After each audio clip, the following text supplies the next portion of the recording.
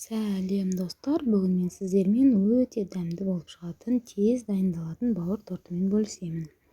Ол үшін алдымен бауырымызды ет тартқыштан немесе блендерден өткізіп алып, оның үстіне жұмыртқаларымызды саламыз. Ол жұмыртқаны бауырмен әдемілеп сіңістіріп араластырып аламыз. Жұмыртқамыз полный сіңіп кеткенге дейін. Егер сіз блендерден өткізген болсаңыз, бауырыңыз сұйық болып келеді. Одан соң специяларымызды саламыз және оны әдемілеп араластырамыз. Мен мұнда ет тартқыштан өткізгенмін бауырды, сондықтан кішкене қою. Специядан кейін сұйық майымызды құямыз. Сұйық майымызды тоже араластырамыз. Байқағандарыңыздай, әр ингредиентті салған сайын әдемілеп араластырып аламыз. Одан соң сүтімізді құямыз. Сүт те полный араласып кеткенше жалпы араластырамыз. Одан соң ұнымызды саламыз. Ұнымыз бір мезетте барлық ұнды бірге салып жіберсеңіздер болады. Ұнның ағараңдап қалып кетпейтіндей қылып әдемілеп араластырып шығамыз. Ұнымыз алдын ала електен өткізілген болуы тиіс. Және венчиктің орнына вилка қолдансаңыздар да болады. Ол ешқандай торттың дәміне әсер етпейді, қалай шығатынына да. Одан соң табамызды май құйып, сұйық май, астын барынша қатты қойып, майымызды қыздырып аламыз. Майды бірінші жағамыз барлық табаның бойына.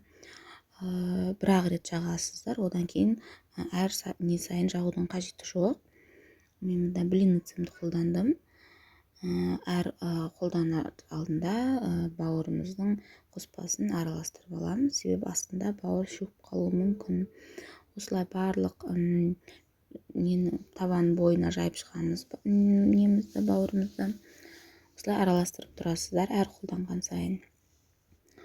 Бірінші менде осылай дұрыс емес бөлініп қалды, ол ештеңе етпейді. Әдейі көрсеттім, сіздерде де ондай шығуы мүмкін, қорықпаңыздар. Одан кейінгілер өте әдемі болып шығады. Осылай барлық, егер жетпесе қайтадан алып алсаңыздар болады. Табаның бойына барлығы жайылам дегенше. Осылай қоямыз. Шамамен 3-4 минут тұрады табада. Табаның асты орташа қызуда. Осылай алып астын аудара саласыздар. Міне осылай әдемі болып піседі. Ұмытпаңыздар, екінші беті өте тез піседі. 1-2 минутта пісіп қалады. Уже ала берсеңіздер болады. Көріп тұрғандарыңыздай мүлдем табаға жабыспайды. Маймен, әр салған сайын маймен сылаудың қажеті жоқ. Осылай құйып, барлық бауырыңыздың қоспасы бітем дегенше осылай блинчик сияқты пісіріп аласыздар барлығын. Бұл тортты істеуге менде жарты сағат уақыт кетті. Барлығын қосқанда, начинкасын турау, қуыру деген сияқты уақыттың бәрін қосқанда. Сондықтан өте оңай деп есептеймін. Жарты сағатта бауыр тортын істеп шығасыздар. Каналға тіркеліп, комментарий жазып, лайк басуды ұмытпаңыздар. Ол менің каналымның ары қарай дамуына үлкен үлесін қосады. Маған мотивация еще. Осылайынан жан-жағын неден аласыздар да, ажыратып болды, астынан ауыстыра саласыздар. Барлық бауырымызды қуырып болғаннан кейін басқа табаға май құйып, сұйық май. Оған уже начинкамызды дайындай бастаймыз. Майымыз қызғаннан кейін оған жуамызды саламыз. Сөйтіп оны жуа өлгенге дейін, яғни пияз өлгенге дейін әдемілеп араластырып пісіреміз.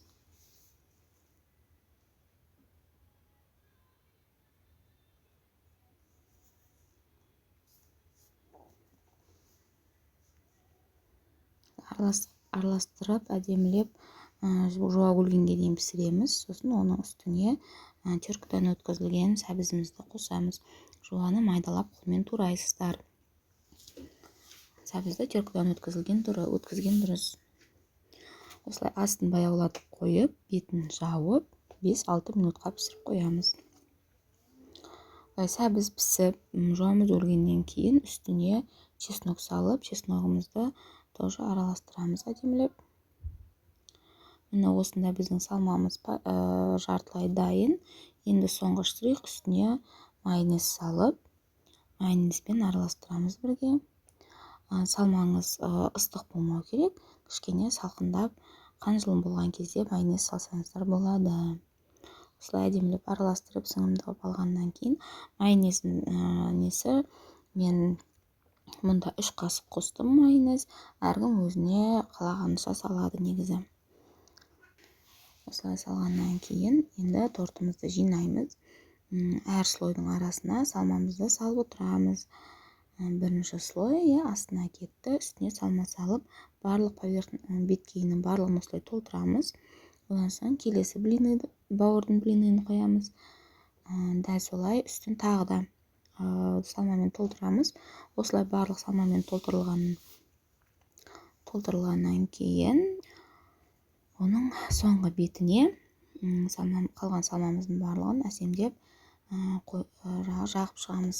Торттың бетіне бұл барлық тортты жинап болғаннан кейін, осылай әдемілеп салып болғаннан кейін, жан-жағын әсемдеу үшін жиектерін осылай майонезбен жағып шықтым. Әсемдік үшін мұнда укроп сепсеңіз болады, петрушка сепсеңіз болады, өзіңіздің қалауыңызша орех сепсеңіз болады. Осындай әдемі торт болып шықты, түрі де әдемі және өте жұмсақ. Кескен кезде бір реттен кесіледі. Кез келген қонақ келген кезде істеп қойсаңыздар өте жақсы. Осылай арасы слойларда осылай көрінеді. Өте дәмді торт болып шығады. Ас болсын.